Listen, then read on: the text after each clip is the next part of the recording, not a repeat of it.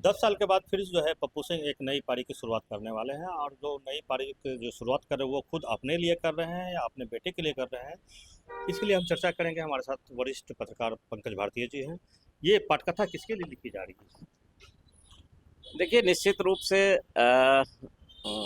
उदय सिंह जी अपनी राजनीतिक पारी को समाप्त कर चुके हैं।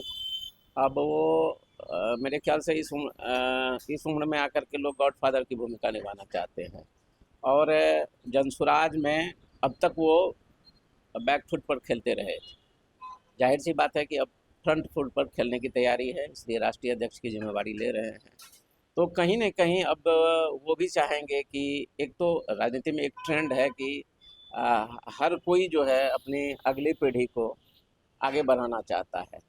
तो उस स्थिति में अगर उदय सिंह जी भी जनसुराज के माध्यम से अपने बेटे को, अपने परिवार के सदस्यों को आगे बढ़ाना चाहते हैं, तो कोई आश्चर्य नहीं होना चाहिए। तो जनसुराज में पहले में पीके थे, प्रशांत किशोर, जिनका चेहरा जाना माना चेहरा। अब सीमांचल, कोसी सीमांचल के लिए पप्पू सिंह भी कोई नया चेहरा नहीं है। तो क्या लगता है पप्पू सिंह के आने से सीमांचल कोसी में कुछ सीटों पर फर्क पड़ेगा क्या? देखिए, निश्चित तौर पर उदय सिंह जी जो हैं वो एक राजनीतिक परिवार से ताल्लुकात रखते हैं।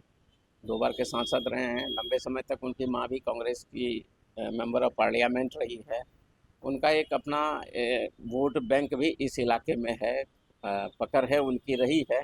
तो निश्चित तौर पर जब वो राष्ट्रीय अध्यक्ष की जिम्मेवारी में होंगे, तो आने वाले विधानसभा चुनाव में कुछ सीटों पर वो प्रभाव डाल ही सकते हैं, और अगर अच्छे कैंडिडेट मिले उनको तो असर भी डाल सकते हैं चुनाव परिणाम पर। इस बात से आप इनकार नहीं कर सकते। देखिए, ओवरऑल जो स्थिति है, जनसुराज हो या फिर AIM हो, तो अगर सीमांचल की हम बात करते हैं तो ये दोनों दलों का जो सबसे ज़्यादा असर होगा वो RJD और JDU पर ही होगा।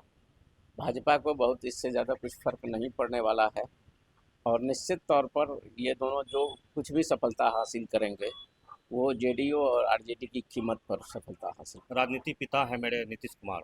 RCP सिंह बोल रहे थे कि हम जो है उनका वारिस हैं। अब धीरे धीरे जितने उनके जो वारिस है वो जनसुराज में आ रहे हैं, और जो अभी वर्तमान में जो स्वास्थ्य को लेकर बराबर जो है लोग कटाक्ष करते हैं नीतीश कुमार पर। क्या लगता है आने वाले भविष्य में पूरा जदयू जो है कहीं जनसुराज में तो नहीं आ जाएगा? देखिए, जो स्थिति है, हम पहले बात हम कर लें RCP की, तो RCP सिंह राजनीति में आज की तारीख में हाशिए पर थे। कहीं न कहीं उनको जगह की तलाश थी, तो वो जनसुराज में से जुड़ करके अपनी वो कमी को पूरा करने की कोशिश कर रहे हैं। और उनका क्या वहाँ पर उस इलाके में, अपने इलाके में, खास करके नालंदा के इलाके में RCP सिंह का कितना राजनीतिक प्रभाव है, ये कहना थोड़ा-सा कठिन है। मेरे ख्याल से बहुत ज़्यादा कुछ प्रभाव नहीं है, क्योंकि वो राजनेता नहीं थे, वो ब्यूरोक्रेट थे।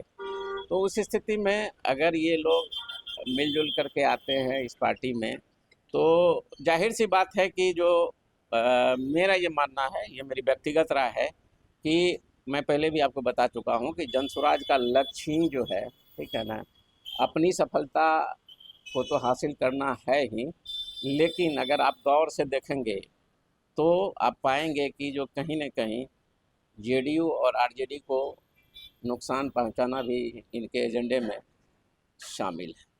तो ये लगातार जो है लोकसभा चुनाव हमने देखा है कि संतोष कुशवाहा भी उनके पास, पप्पू सिंह के पास आए थे कि आप समर्थन करिए। पप्पू यादव भी आए थे। क्या लगता है सब उनके पास जा रहे हैं, उनके पास कुछ वोट बैंक का थोक के भाव में कुछ है उनके पास क्या? नहीं, देखिए, थोक वोट बैंक की बात हम नहीं कह सकते हैं, इसलिए अगर थोक वोट बैंक रहता तो वो खुद भी चुनाव के मैदान में होते। रही बात, तो वो एक राजनीतिक शख्सियत तो हैं, इस बात से आप इनकार नहीं कर जा सकते हैं। उनका अपना प्रभाव है, उनका थोड़ा बहुत वोट बैंक भी है। तो जाहिर सी बात है कि जब वो चुनाव में नहीं थे, तो जितने भी बाद बाकी 3 उम्मीदवार चुनाव मैदान में थे, तो उन्होंने अपने अपने तरफ से कोशिश की, उनका आशीर्वाद देना चाहा। किनको आशीर्वाद मिला नहीं मिला, ये तो अब उदय सिंह जी बेहतर तरीके से बता सकते हैं। तो ये कोई बड़ी बात नहीं होती है, राजनीति में ये सब चलता रहता है। 10 साल के बाद फिर राजनीति में एंट्री ले रहे हैं। एक बार फिर नीतीश कुमार से पंगा ले चुके थे बेदना प्रदर्शन के माध्यम से। फिर जो राजनीति में आके फिर नीतीश कुमार के बारे में कुछ बोलेंगे, क्या लगता है उनका इस बार भविष्य क्या लगता है, देख रहे हैं पप्पू सिंह का? नहीं, ठीक है, जैसा कि हम पहले भी बताए हैं कि अब वो गॉडफादर की भूमिका में रहना पसंद करेंगे, तो उस लिहाज से मतलब नीतीश कुमार नुकसान पहुंचा सकते हैं फिर क्या उनको? नहीं, नहीं, नुकसान तो मान लिया, हमने आपको पहले भी कहा कि जनसुराज जो है, अगर सबसे ज़्यादा नुकसान किसी को पहुंचाएगा, जो अब तक की उसकी जो स्ट्रैटेजी देखी जा रही है, तो वो आरजेडी और जेडीयू को ही पहुंचाएगा।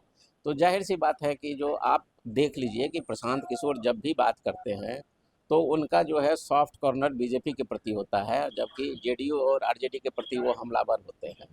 तो आप इसी से अंदाज़ा लगा सकते हैं कि उनकी क्या स्ट्रेटजी रही है और आगे वो क्या करेंगे।